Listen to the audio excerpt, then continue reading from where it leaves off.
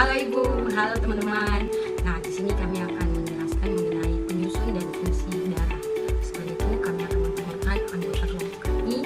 Saya Stevia Wawi, NIM 2023 59032. Saya Priscilla Yatanoi, NIM 2023 59014. Saya Sylvia Maria Agnesina, NIM 2023. Darah adalah cairan dalam tubuh yang berfungsi untuk mengantarkan hormon, nutrisi, dan oksigen ke seluruh tubuh manusia. Selain itu, darah juga bertugas untuk mengangkat racun yang ada di dalam tubuh. Racun tersebut nantinya akan diberikan ke organ lain yang bertugas untuk menyaringnya. Darah tidak hanya berisi hormon, oksigen, nutrisi, dan kotoran dalam tubuh. Darah menjadi tempat bagi plasma, sel, dan protein. Hal inilah yang membuat darah memiliki tekstur yang lebih kental dari air. Akan tetapi juga menjadi sebuah sarana penyaluran dari berbagai hal yang ada di dalam tubuh manusia. Selain itu, darah sebenarnya tidak sepenuhnya cairan. Darah terdiri dari padatan dan cairan.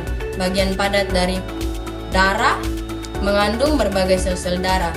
Bagian cair darah dikenal dengan plasma. Plasma terbentuk dari garam, protein, dan air. Plasma darah setidaknya membentuk sekitar 55% dari komposisi darah secara keseluruhan. Di dalam darah juga terdapat 3 jenis sel. Ada sel darah merah yang bertugas membawa oksigen, trombosit bertugas dalam proses pembekuan darah, sel darah putih bertugas untuk melindungi tubuh dari berbagai penyakit yang mungkin akan menyerang tubuh. Sel-sel darah tersebut diproduksi dari sumsum tulang. Sel darah merah dapat hidup sekitar 120 hari. Trombosit dapat bertahan sampai 6 hari. Sel darah putih hidup kurang dari 1 hari. Berikut fungsi-fungsi darah. 4 fungsi utama darah yaitu yang pertama mengangkut oksigen. Salah satu fungsi pertama dan utama dari darah adalah untuk mengangkut oksigen. Udara-udara yang masuk ke dalam tubuh dan mengandung oksigen akan menuju ke dalam paru-paru. Setelah itu, darah tersebut akan mengalami beberapa proses. Kemudian, oksigen akan masuk ke dalam pembuluh darah kapiler yang ada di dalam tubuh manusia. Yang kedua, mengedarkan sari makanan. Fungsi darah selanjutnya adalah mengangkut serta mengedarkan sari-sari makanan. Darah mengalir pada seluruh bagian tubuh dengan menyebarkan sari-sari makanan yang dibawa dari serapan oksigen. Sari-sari makanan itu juga dapat dari protein, beberapa vitamin atau karbohidrat yang didapatkan dari makanan yang sudah dikonsumsi. Yang ketiga, mengedarkan hormon. Darah akan mengangkut hormon-hormon tersebut, kemudian kelenjar eksokrin akan mengambil hormon yang tidak memiliki manfaat. Setelah itu akan dibuang pada saluran khusus yang ada di dalam tubuh manusia. Yang keempat, menyerang bakteri dan kuman.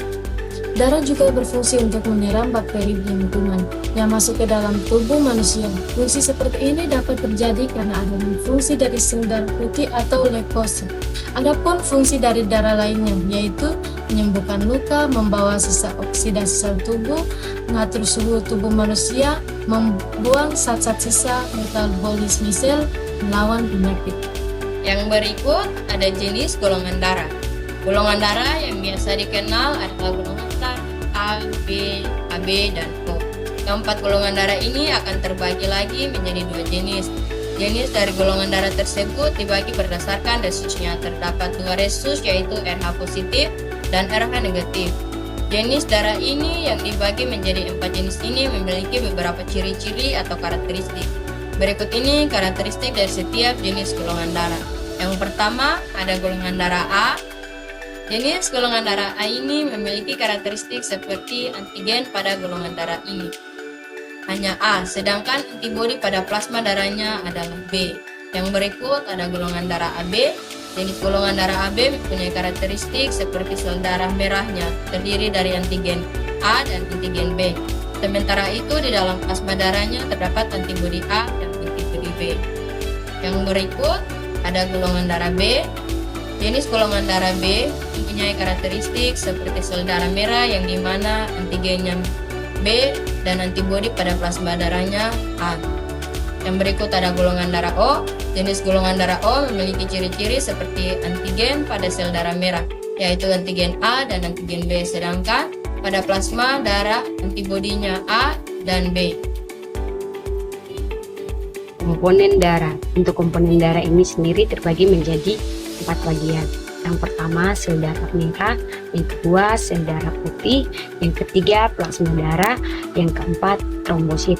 Untuk sel darah merah sendiri atau eritrosit yang juga sebagai pengantar oksigen, untuk bentuknya berbentuk cakram bikonkav seperti donat tanpa lubang. Nah, untuk sel darah merah ini juga mengandung hemoglobin, protein yang mengikat oksigen dari paru-paru lalu menyebarkannya ke seluruh tubuh dan membawa karbon dioksida dari jaringan tubuh kembali ke paru-paru untuk dikeluarkan.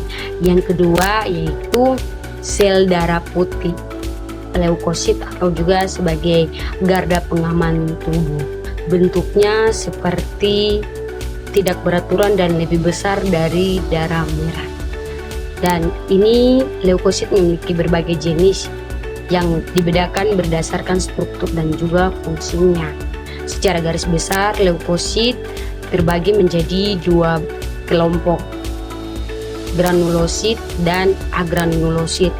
Untuk granulosit memiliki butiran granula di sitoplasmanya, sedangkan agranulosit tidak memiliki butiran.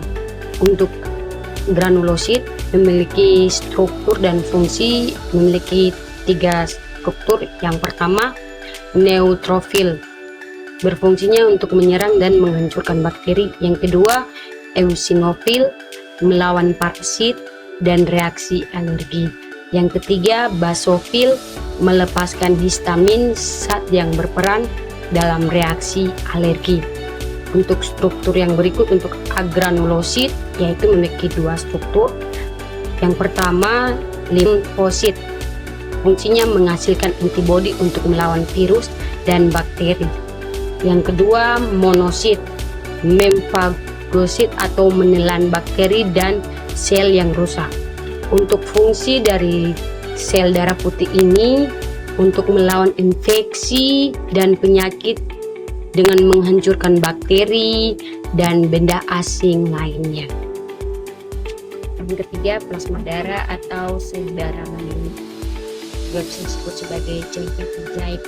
Bentuknya kekuningan yang terdiri dari air, protein, elektrolit, dan zat-zat lain.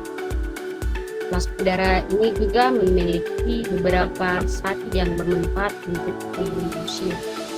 Zat-zat yang dibawa oleh plasma darah adalah mineral, hormon, antibodi, karbon dioksida atau sisa dan sisa pembengkakan. Jadi dari plasma darah ini akan mengangkut sisa-sisa zat yang tidak berfungsi tersebut. Kemudian zat-zat itu akan diserap pada usus halus. Jadi untuk fungsi seperti yang sudah dijelaskan tadi, dapat membawa sel darah, nutrisi dan hormon ke seluruh tubuh, mengangkut sistem metabolisme dan karbon keluar dari tubuh, dan menjaga suhu tubuh tetap stabil.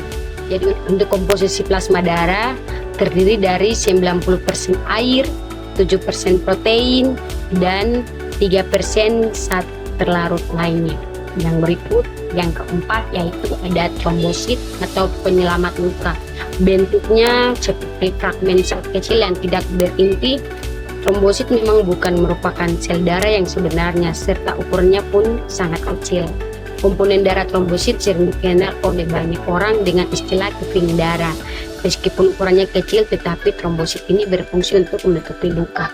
Jadi ketika kita terjadi luka, trombosit ini di area luka dan membentuk sumbatan untuk menghentikan pendarahan.